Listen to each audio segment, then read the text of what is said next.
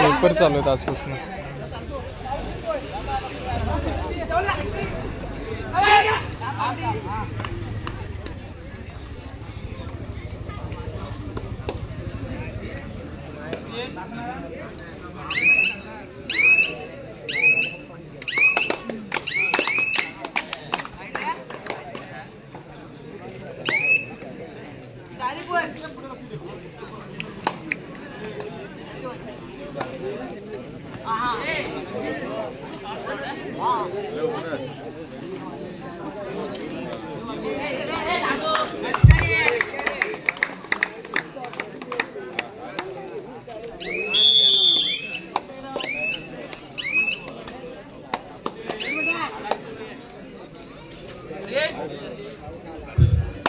Hello या ठिकाणी पहा पुन्हा एकदा याच सामन्याकडे वळतोय. हा सामना दुसऱ्या फेरीतला शेवटचा सामना आहे.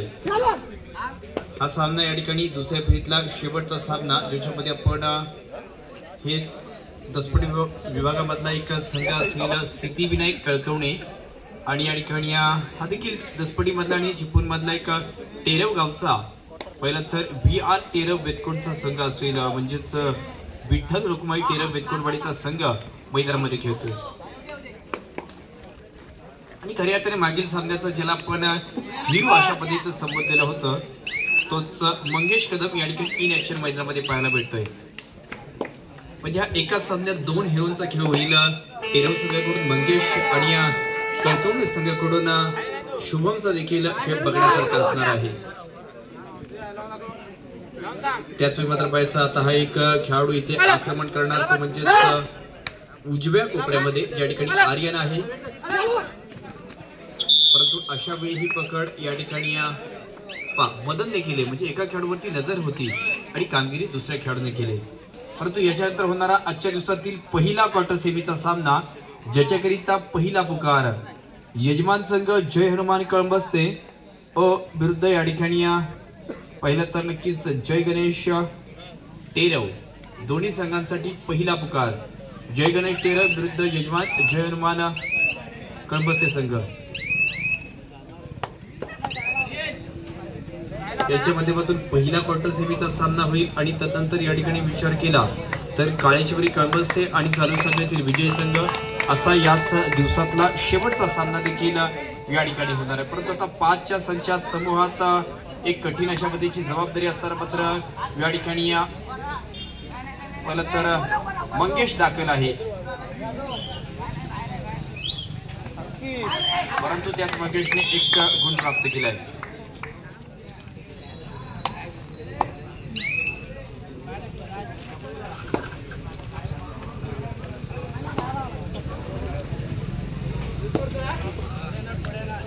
निर्णायक अशा पद्धतीमध्ये हा सामना होत आहे. परंतु ज्याची सुरुवात तर ह्या दोन्ही संघांनी चांगली केली आपण पाहिलेला आहे. कळकवणे संघाने देखील एका चांगल्या पद्धतीचा कमबॅक करून सामना जिंकला. त्याचप्रमाणे VR टेरव वेतकोण संघाने सामना थोडासा पहिल्यांदा पिछाडीवरती होते त्यानंतर आघाडीवरती गेले परत पिछाडीवरती आले त्यानंतर आघाडीवरती गेले. सामना समान झाला 5-5 चढाया झाल्या आणि 5-5 चढाईमध्ये सामना जिंकून ते इथपर्यंत दाखल होता येतं.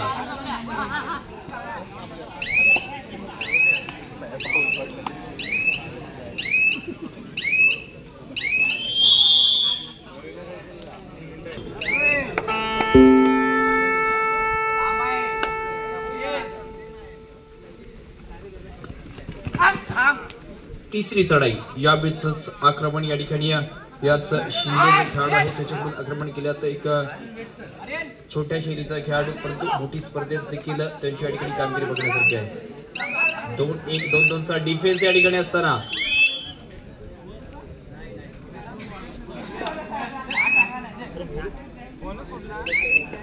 बोनस स्वरूपाचा अंक या ठिकाणी सिद्धिविनायक कळकवणे संघाला प्राप्त झाला. पकडी मधला अंक यावेळी मात्र याच VR टेरव वेतकोण संघाला प्राप्त झाला. आणि हा एकाच सामन्यात पाहिलं ना तर नक्कीच 2 युट्यूबर आपल्याला पाहायला भेटता येतात.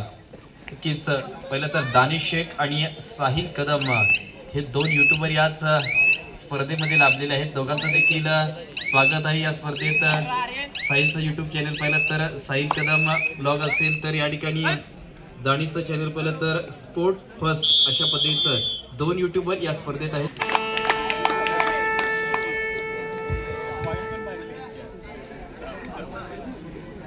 चार विरुद्ध 1. आता चढाई तिसरी. प्रतिस्पर्धी संघात खेळाडू 3 तिघाडा काम बिघाडा अशा पद्धतीचा 3 तिघाडा काम बिघाडा असताना नक्कीच उपरक्षक खेळाडू अक्षयवरती हा नक्कीच सुरेखरित्या हँड टच केला जातोय, जो मैदानाच्या बाहेर देखील जातोय.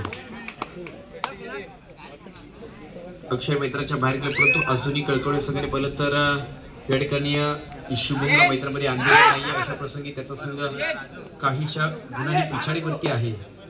शुभम मैदानामध्ये येणार कधी, गुण प्राप्त करणार कधी, याच्यामध्ये देखील आमच्या नजर आहेत. आणि ज्याबद्दल मी सांगत होतो की शुभम मैदानामध्ये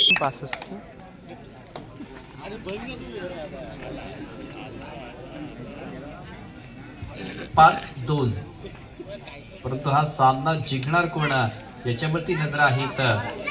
आणि याचा VR 13 संघाबद्दल सांगायचं झालं तर त्यांनी याच 2024-25 वर्षामधली सर्वात मोठा उंचीचा चषक कोणी जिंकला असेल तर तो हा VR 13चा संघ, ज्याने 6.5 फुटाचा म्हणजे एका माणसापेक्षा जवळजवळ जास्त उंचीचा चषक सुकाई पेडांपैकी स्पर्धा जिंकलेली आहे.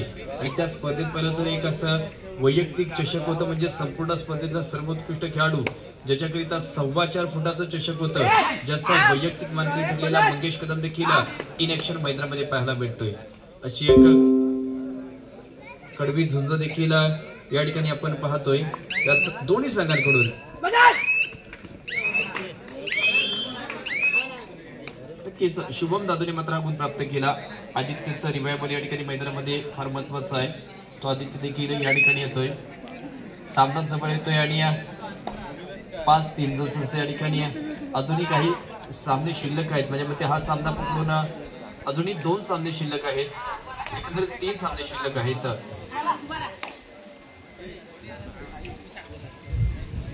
ही स्पर्धा फार महत्वाची. कालच्या दिवसापासून आजपर्यंत देखील पाहतोय की सर्व माणसांची आम्हाला चांगली साथ भेटली आणि नक्कीच निसर्गाची देखील आम्हाला साथ भेटली, यामध्ये कोणतीही शंका नाही.